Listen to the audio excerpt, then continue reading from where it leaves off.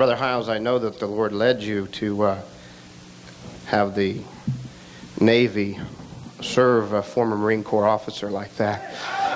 It's very appropriate, I think.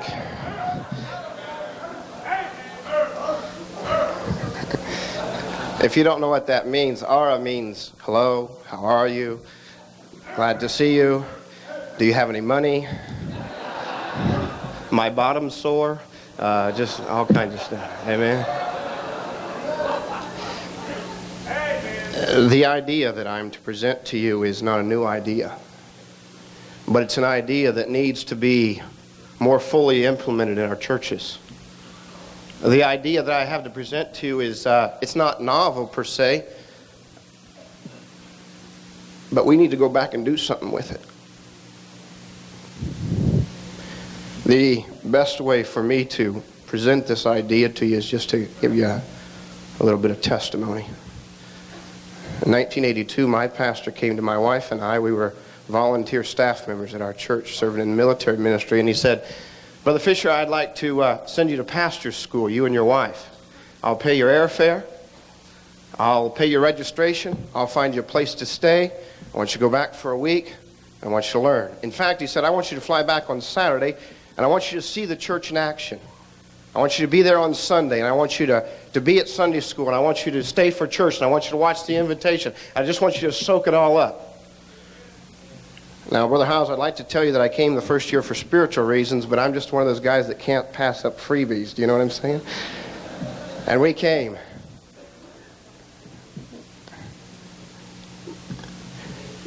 I sit in here on a Sunday morning for the first time, and we were overwhelmed. I'd never seen an invitation like that before.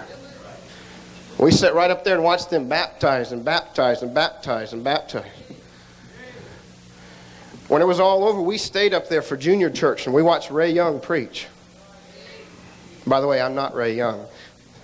I had people come up to me today and say, "Brother Young, that was a great message." It wasn't me.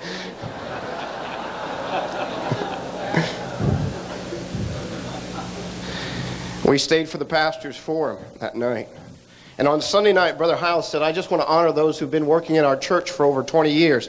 And had people stand up 23 years in a Sunday school and 24 years and 25 years and this and that. And I got all that I needed already.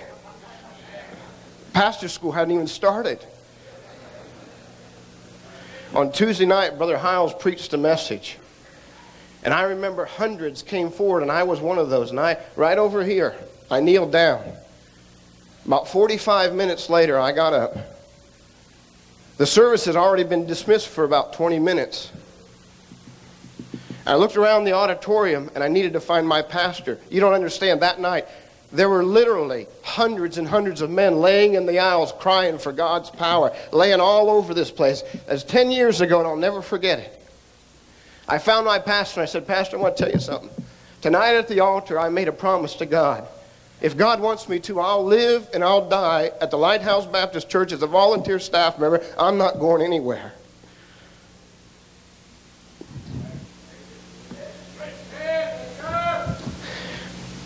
The next year I came to pastor's school again. We came on Saturday again. On Sunday I went out on a bus route, went to Chicago. On Sunday I followed the military ministry around. I just soaked up all I could, but on Sunday I watched the church again. I didn't know it, but after that pastor school, it was the last pastor school I'd ever come here as a volunteer staff member. My pastor resigned the church the following year, and much to my surprise, shock, he met with me and said, "Brother Fisher, I'm going to recommend to the church that you become pastor." I was 29 years old. I was 5 years old in the Lord. No Bible college, year of institute, a couple years on the mission field, and I was going to be the pastor. I came to pastors that school that year, and I sat on the edge of my chair. I gotta have it. Give me more. And I wrote and I wrote and I wrote and I wrote and I wrote. And as I was sitting there, I was thinking, boy, I wish so-and-so from our church was here. Man, I wish so-and-so from our church was here. Boy, that so-and-so in that church, our church needs to hear that. So I went back that year, and the following year I brought 2 of those so-and-sos with me. Amen? And they sat and took notes. Went back home, and I sat there at that pastor school this year with 2 men with me, and I said, boy, I wish so-and-so were here. Man, I wish so-and-so. I wish Mrs. So-and-so were here. And the next year I brought 5 so-and-sos with me. Amen? I came back that next year, and you know the story. Boy, that would have been good for this person, that person. Next year we brought 12. And on this year we got 30 so-and-sos with us. Amen? Now that may not mean much to you, but you see, I've never been to Bible college. Pastor's school has been like a Bible college to me.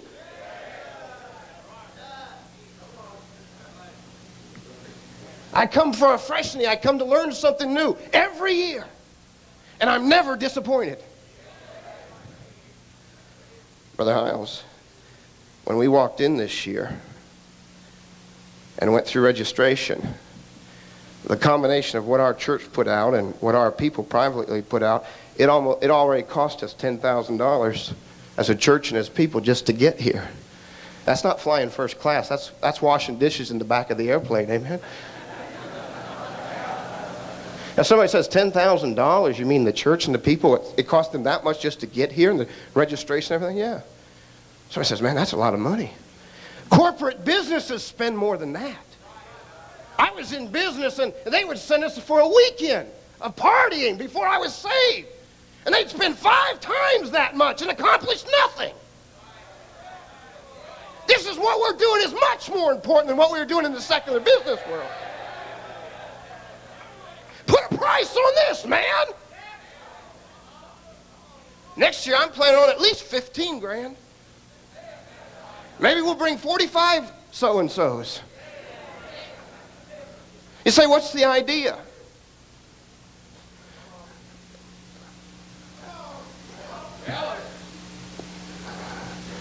Go home. Don't be critical of something you didn't like this week. Don't just rely on your pastor or a leader to get someone for next year. You go home as an individual and talk to someone and say, man, you got to go next year. You missed it. You've got to be there. It changed my life. I'll help you save money. I'll help pay your way.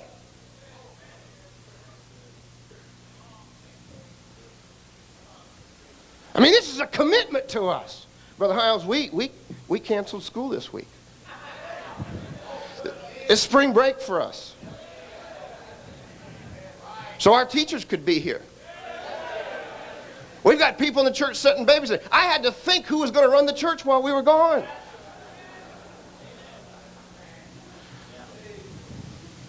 We've got men that took leave in the military. Take off vacation time. I'm talking about getting committed to this thing. You say, what's the idea? Get more to come to pastor school next year. You see, pastor school is like a Bible college to me, and to our people it's like a Bible college to them.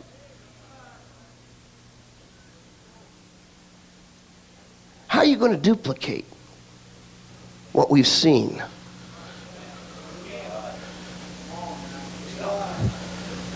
We're going to listen to it on tape or videotape later, but we've got a memory of actually being here. You can't duplicate that. Brother Hyles, I was thinking about that truck driving ministry. And I was blessed when the leader said, we have a truck driver that was just saved, and he's already ordered all of pastor school for this year. Brother truck driver, you've already listened, if you've listened to the whole thing. Many, many hours of ideas. You've heard preaching. Brother truck driver, I don't know what you look like, and you don't know what I'm looking like. And you're fortunate that you don't know what I look like. But as you're driving down the road right now listening to this tape, may I make a suggestion to you? Next year, about the 3rd full week of March, pull that rig into Hammond and park it. and set in pastor school. By the way, he's already got advantage. He's already trained to sit for long periods of time. Amen. Amen. Physically, he won't be hurting like some of us are. Amen.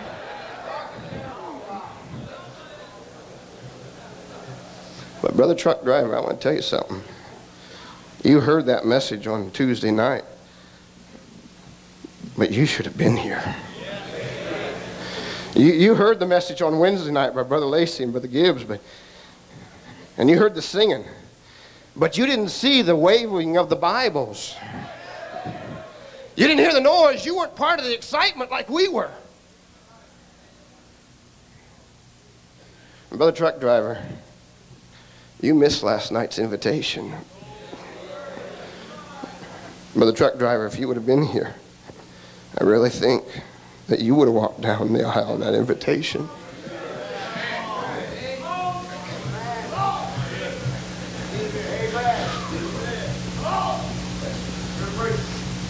I'm talking about going home and saying, why don't you come to pastor school next year? You say, that's the pastor's job. No, it's your job. I'm talking about if you got some money, loan it to someone and say, get on the airplane. Now, we have to get on the airplane. You may just have to drive a car. I'm saying, why don't you do this? Pastor, leader, why don't you send somebody on Sunday? Oh, I won't let them out of my church on Sunday. Well, just one Sunday. Let them come and see their ministry. You know, Brother Hyles, I think why some pastors wouldn't want their people here on Sunday, maybe they would be a little threatened.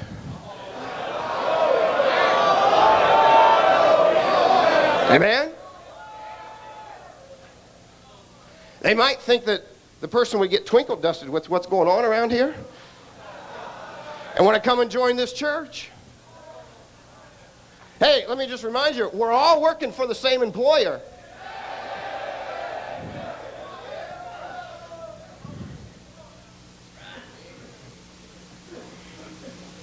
I've enjoyed the preaching.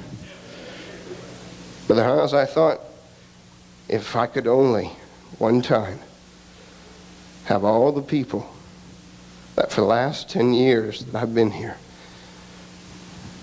sit right here. Let me have 5 minutes to thank them. I'm talking about the parking lot attendants. I'm talking about the men and ladies that cleaned the restrooms all week long for those 10 years. I'm talking about the security guards that stood out. And this was a mild weather. We've been here before and the snow was coming in this way. And they stood out there. I'm talking about the ladies. I called a lady this morning over at the church office, and she said, well, I just had a stroke last month, but I come in to help on the phones today. I'm talking about all the ones from behind the scenes that we don't see. But because they were doing their job like Ray Young preached, that everything was important. I'd just like to get them all here and say, thank you. And for the last 10 years, we've been out in California, and we've been bearing some fruit. And the trees, the fruit that we produce is part of your labors. And your labors aren't in vain.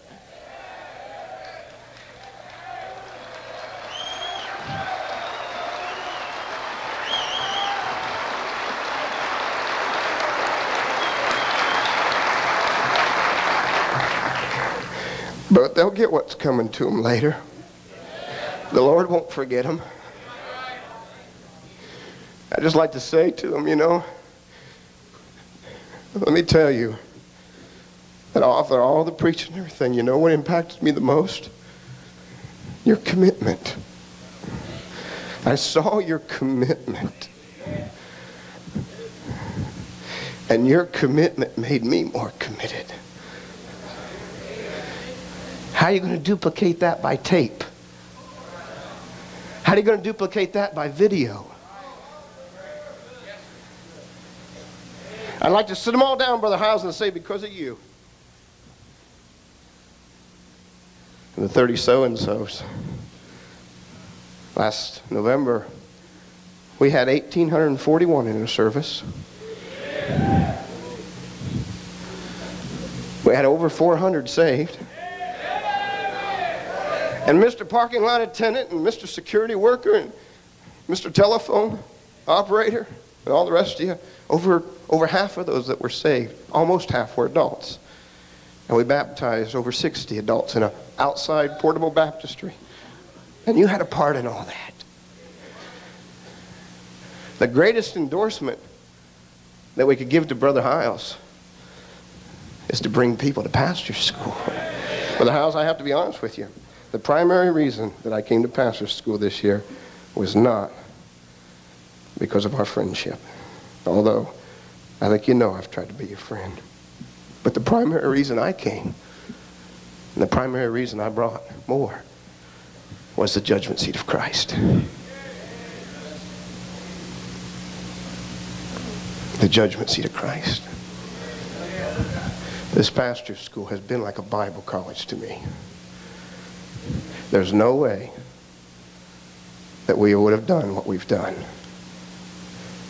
There's no way that we would have even came close to reaching our potential, listen to me, without this school.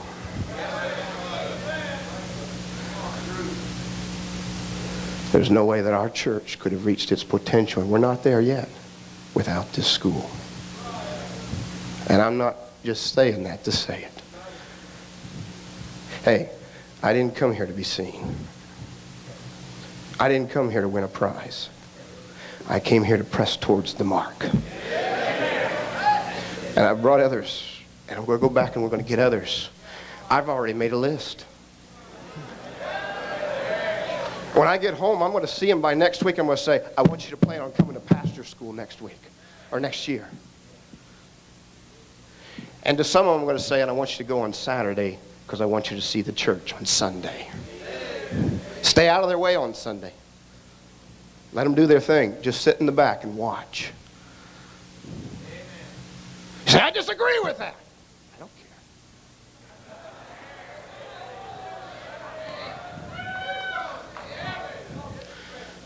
care. Pastors come in here, and they come in here year after year after year after year, and there's only one or two from that church that's come. It's the pastor, and it's the pastor and his wife. And I kind of wonder, why doesn't he bring more people? Where are his people? Why isn't he bringing more so they can see this?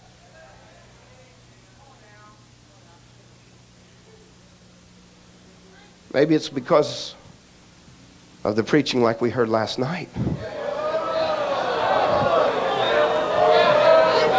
Hey, that didn't hurt me in my church. That helped me. That gave me more credibility in my church. Man, I can go back and rip their faces off and I can say, well, Brother Hyles did it. Just kidding.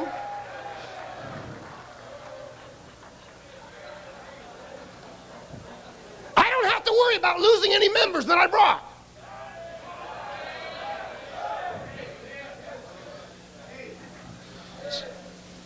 That's what I want to be. Just a thought.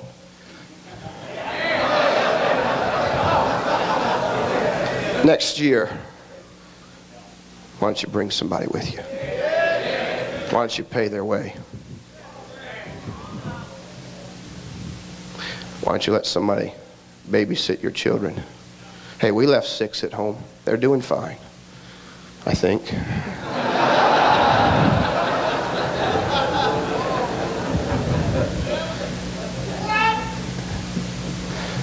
Why don't you not let just your pastor and the staff do it? Why don't you go?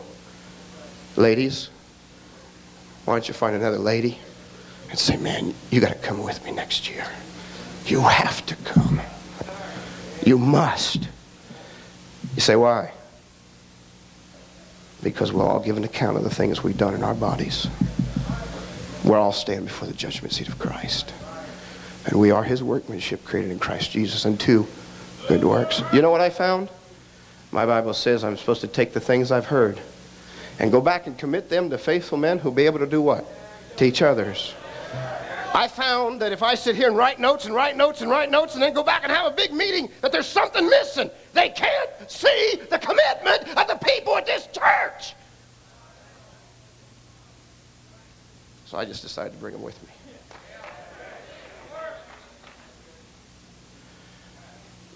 Preacher, just say thank you to your people on Sunday for us. And let them know their labors aren't in vain. And then it's our responsibility to go out and do something with it. Pastor's school has been like a Bible college to me. I'm planning on coming to college again next year. Thank you. Thank you. Wonderful.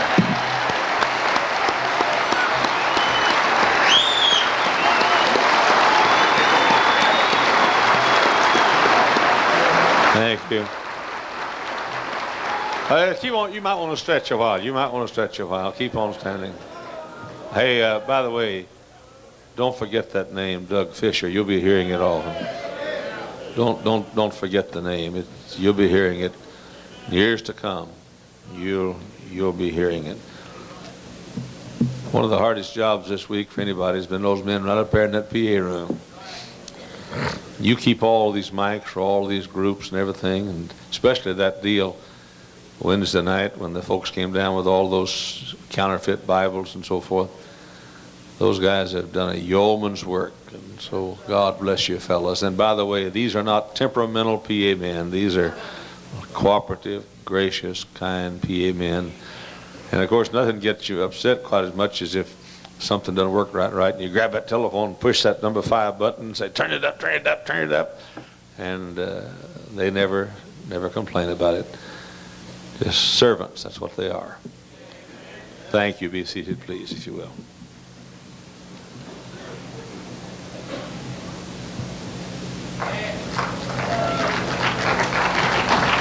All right, I'd like to take just a couple minutes here and give you a quick idea on what we do with our bus teenagers during our BC&D teenage services. Now, for about 5 or 6 years ago, we started during the invitation time doing something a little bit different. We'd had, of course, always quite a few teenagers come forward, but we got the idea down that a lot of these kids had never been to church before. They'd never seen an invitation. They didn't know what going forward for salvation really meant.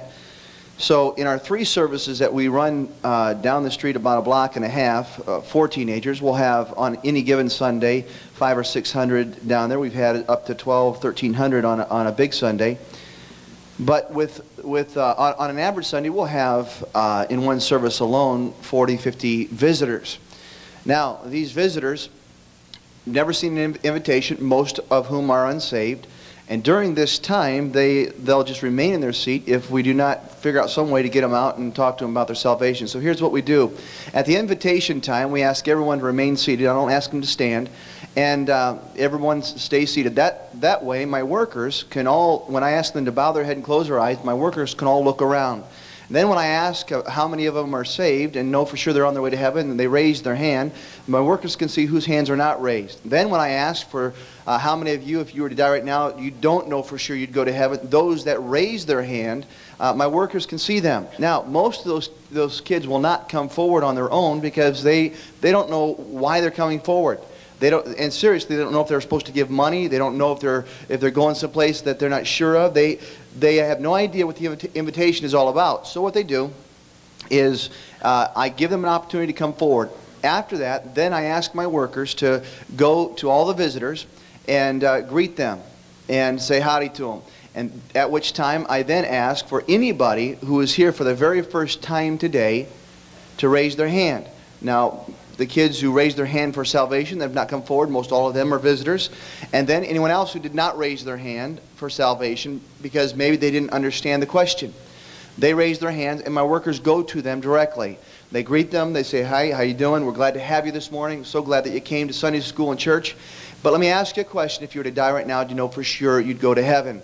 And then when they say no, they don't, my workers will say, well, listen, why don't you let me take a couple minutes and explain it to you? And then they talk to that person about salvation. They get up, they go to a room because we do not have near enough room at the altar there because our building is jammed and packed every Sunday. And we go to what we have a little gymnasium there. and they speak to those people about salvation. What this has done, it's brought our conversions on Sundays down there. Actually tripled them since we started doing this just little idea. We keep them seated. I ask my workers to look around during the invitation, watch for those whose hands were not raised when they're supposed to be raised for salvation, and then watch for the hands that are raised for the visitors. And then they go to those people, ask them if they're saved. If they're not, they bring them out instead of having everyone standing and coming forward, because the invitation time is so new and so different. This would work well in, of course, a bus service, or even a evangelistic service you might have for area-wide meeting with young people who've never been to church before. And we take it for granted that they all have been to church, but the only church that they've been to is not a church. It's just a basic mass or something like that with no invitation of any kind. So this will help you in that area. Thank you. Daryl Cox.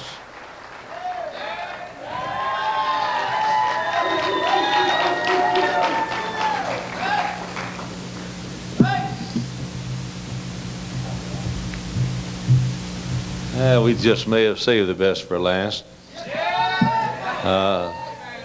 This is a little power-packed fellow. His church is not even in the little town that's too little to build a church in. It's out in the country, way outside that little town. And it's country church. I mean, really a country church way out in the country. This little guy baptized what last year? 840 last year he baptized. Unbelievable. And it's amazing. I don't know who my best friend in the country is. Who knows? You don't know there's no way you're going to ever know till you get to heaven who your best friend was. And I don't know him as well as I know other fellows. I've been with him a few times, and I love to be with him.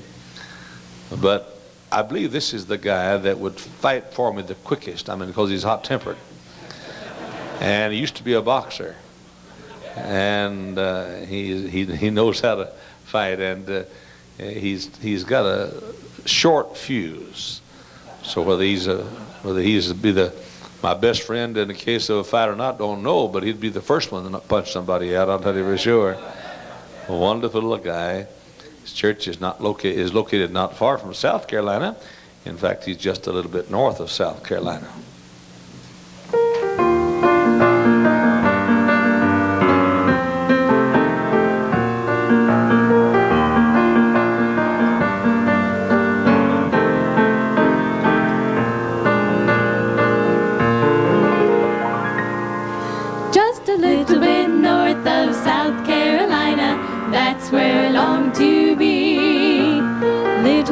Shack in North Carolina, someone waits for me. In each letter he says that the weather is fine and the folks are feeling great, and the garden looks grand and the red rose vine is clinging to the gate. Just a little bit north of South Carolina, that's where my thoughts all stray, to the one I love best in North Carolina. I'm going back someday. I can hardly wait to see the face of the one I idolize. Just a little bit north of South Carolina, I'll find paradise. Ooh, can't figure out why I ever wanted to roam. Can't figure away from home. Oh, I miss all the friends I used to know. Can't wait till I return to the place that I love so. Just a little bit north of South Carolina, that's where I long to be. In a little brown shack in North Carolina, someone waits for me. In each letter he says that the weather is fine and the folks are feeling great, and the garden looks grand and the red rose vine is clinging to the gate. Just a little bit South Carolina. That's where my thoughts all stray. To the one I love best in North Carolina. I'm going back someday. I can hardly wait to see the face of the one I idolize. Just a little bit north of South Carolina, I'll find paradise.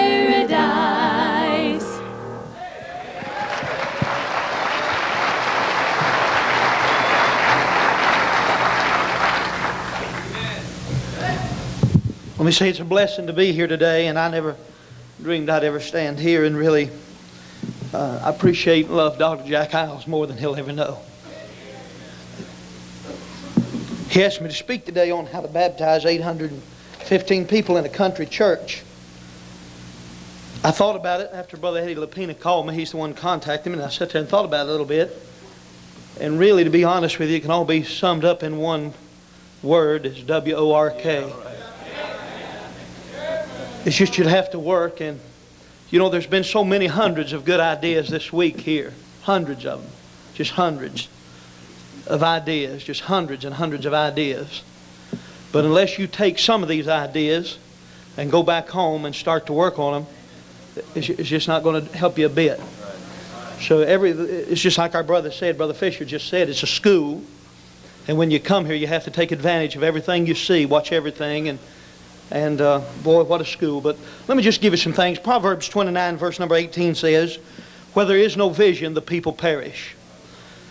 I believe to baptize 815 people, the pastor must first get a vision of what can be done. The preacher ought to get a vision of what can be done. And Nehemiah got a vision of rebuilding the walls of Jerusalem. And I believe anybody that's going to do anything for God has to get a vision down in their heart and a burden of what can be done. Then number two, the pastor must set the pace and the goals and example. Preacher, it all hinges on you. If you set the pace, you set the goals, you set the example, brother, people will follow you. But you must set the goal. You must, for instance, the pastor must be a soul winner. If he's not a soul winner, then you can't really expect your people to win souls if you don't win souls. You must keep it constantly before your people. There's not ever a service passes, but when I even announce our Thursday night and Thursday morning soul winning, I'll preach a sermon for about 5 minutes in the announcements and just on why you ought to be here. Why you ought to be a soul winner. And we make much out of soul winning. On Sunday night, I have all my people to stand who have led souls to Christ through the week. Every one of them that's led souls to Christ, we have them all to stand. And just takes just a minute to go over the congregation, but different ones will tell who was their soul winning partner and how many folks they led to Christ. Then the next thing, pastor must work hard to baptize people every week. It won't just happen. You have to make it happen. For instance, in our Thursday night soul winning, and Thursday morning soul winning, I constantly am talking about, getting the people saved, but then getting your convert to church and getting them down the aisle and in the water. I talk about it on Thursday night, the importance of getting them to church, getting them down the aisle, getting them baptized. In the bus meeting on Saturday morning, constantly, after I preach and motivate the bus workers for a little bit, talking about winning souls, baptizing converts, and having somebody that you'll win to Christ today off of your bus route tomorrow that'll come to church, walk down the aisle, and get baptized. And also, I've been at Trinity Baptist Church for 7 years and 3 months. In 7 years and 3 months, except the first 2 Sundays I was there, we've had people saved every Sunday and baptized converts every Sunday, every single Sunday. The next thing is people, and if I could say something else important, people must get behind your preacher and help him. Folks, let me say this. You got to get behind the pastor, and the pastor must set the example. But then when he does, folks, listen, you need to go soul winning with the preacher. Do everything you can. Do everything you can to help him get people down the aisle and baptized. Work it. And I want to say this while I am up here. I've got the best people in the world. And I appreciate my people, really. I told them the other night that really I feel like they ought to be standing here speaking instead of I, because were it not for them, then of course we wouldn't baptize all the people that we baptize. So folks, go home and get with your preacher and help him and help him get people saved. You say, preacher, how can I do that? When he announces Thursday night soul winning, you be there. He announces Thursday morning soul winning, you be there. And he announces special soul winning drives. When I get back, we're starting a special soul winning week thing to knock on every door in our county. I'm